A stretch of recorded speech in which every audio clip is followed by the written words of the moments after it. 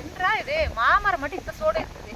ஆனா மாங்காய் வந்து ருசியா இருந்தாலும் ஏகப்பட்ட நோவாய் போயிருது. என்னதான் பண்றதுன்னே தெரியல. இந்த மாணிக்கராசா வேற என்னமோ வேர்ல மருந்து கட்ட சொன்னாப்லையாமா. நாளைக்கு பார்க்கல ஆளுங்களை வர சொல்லி வேர்லயாவது மருந்து கட்டி பார்ப்போம். மாங்காய் ஆனால் ருசியா இருந்தா என்ன பண்றது? அத்தத்தை சோடு மாங்காய் இருக்குது. மாமரத்தை வர விட்டா என்ற வண்ணாடி வெட்டி போடுவாராட்டிருக்குது. ஏனத்துக்குள்ள இது ஒன்றும் சரியா காய்க்க மாட்டேங்குதுன்னு வேறு சொல்லிட்டு இருக்கிறாரு. இருந்தாலும் முத்த சோடு மரத்தை வெட்டுறதுக்கு மனசு தாங்க முடியல. ஏன்னு கேட்டா மரம் என்னமோ ஈஸியா வெட்டி போடலாம். ஆனா மரம் வளர்த்துறது எத்தனை பாடு. அது இதெல்லாம் எத்தனை வயசாச்சு இந்த மரத்துக்கெல்லாம். காலத்துல வச்சது. யாரா இது? அட வா உள்ள. எப்படி இருக்கிற? என்ன நான் தான் புலம்புறேன்னு நினைச்சா நீங்களும் புலம்பிட்டு இருக்கிறீங்க. நான் பாரு இந்த மாமரத்து கூட புலம்பிட்டு இருக்க. அப்புறம் ஆறு கூட புலம்புறது. நான் உங்ககிட்ட புலம்பலான்னு வந்தேன்க்கா. என்கிட்ட புலம்புறக்கு வந்தியா? ஆமாக்கா. பணங்கன்னு கேட்டு வந்திருப்பாளோ? என்ன விஷயம் அப்படியே? என்னக்கா நான் என்ன சொல்ல வரேன்னு தெரியாம உடனே பணங்கிறீங்க. இல்ல நீ புலம்பலான்னு வந்தேன்னும் போதே எனக்கு கொஞ்சம் பகிருங்குது. அதுதான் கேட்டேன். நான் உங்ககிட்ட ஒரு ஐடியா கேட்கலான்னு வந்தேன்க்கா. என்கிட்ட ஐடியாவா? ஆமாக்கா. சரி கேளு. எனக்கு தெரிஞ்சா சொல்லித்தரேன். உங்களுக்கு தெரியும், நீங்க சொன்னா சரியா தான் இருக்கும். அப்படிங்கிற? ஆமா. சரி சொல்லு சாமி, என்ன யோசனை வேணும் உனக்கு? அதுதான் வந்து அட வந்து வந்து அதை வந்து போட்டே இல்ல. வந்து எருமையாட்டு நின்றுட்டுக்கிற சொல்ல மாட்டேங்கிற பதிலத்தை. சரி நீங்க என்ன வேணாலும் திட்டுங்க, எனக்கு கோவம் வராது. ஏன்னா எனக்கு ஐடியா வேணும்ல. அதானே பார்த்தேன். நீ ஐடியாக்கு வேண்டி கோவம் ரோசத்துல அடமான வச்சுட்டுல வந்துருவேன். சரி நான் சொல்லட்டா? சொல்லு. சரி கேட்கட்டா? சரி நான் போகட்டா? நீலி கண்ணீர் கொண்டு குறைச்சல் இல்ல. நில்லுங்க போக வேண்டாம், கோச்சுக்காதீங்க. அப்படி என்ன உள்ள நீ? நானே வருமா அந்த மாமரம் மரம் காய்க்க மாட்டேங்குன்னு விசனத்துல இருக்கிற.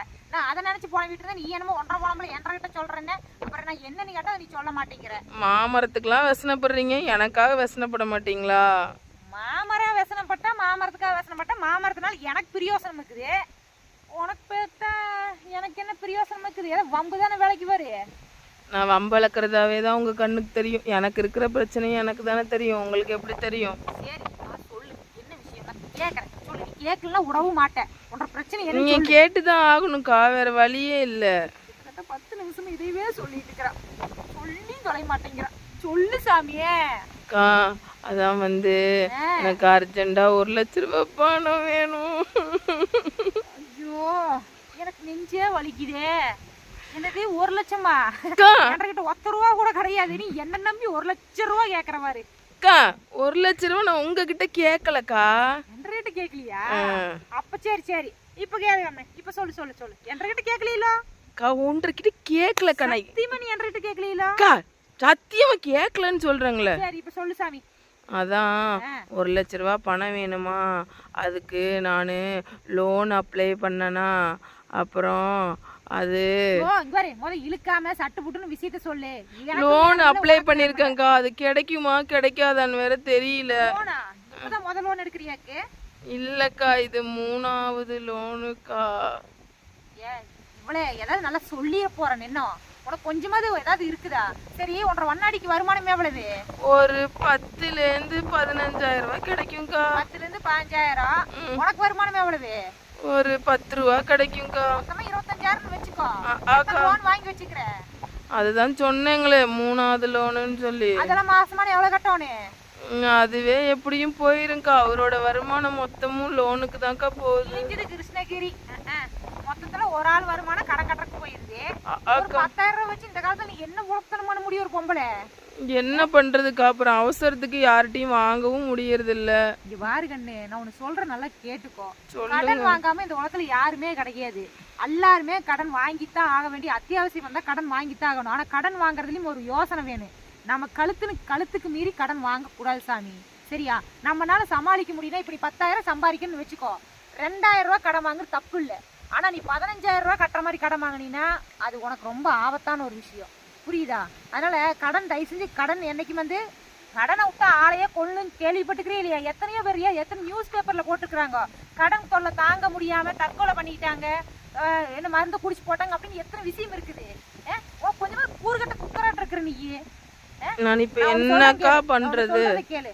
முதல்ல போய் இந்த கடன் வாங்குறது யோசிக்கிறது விட்டு போட்டு முதல்ல வாங்கின கடன் எப்படி அடைக்கலாம்னு அதை யோசி. சின்ன சின்ன தொழில் பண்ணு சாமி. இன்னைக்கு பொம்பளை நினைச்சு எத்தனையோ தொழில் வீட்டுல இருந்து பண்றாங்க.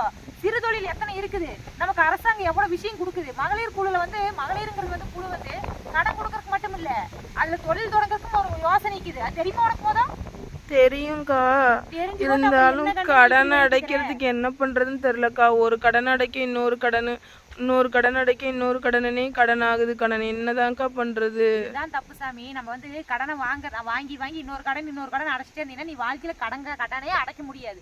புரியுதா? அதனால நீ என்ன பண்ற, ஒன்னும் வேலையை மாத்து. 10,000 ரூபாய் சம்பளத்தை 15,000 ரூபாய்க்கு வேலை இருக்கு, அதை போய் தொலைவிப்பாரு. இல்ல இன்னும் எக்ஸ்ட்ரா பார்ட் டைம் ஏதாவது வேலை பாரு. அப்படி பார்த்து போட்டு கடன் அடிக்கிற வழி பாரு. சரியா? சரி, எல்லாத்துக்கும் தான் சொல்றேனுங்க. இது இந்த மணிக்கு மட்டும் கிடையாது.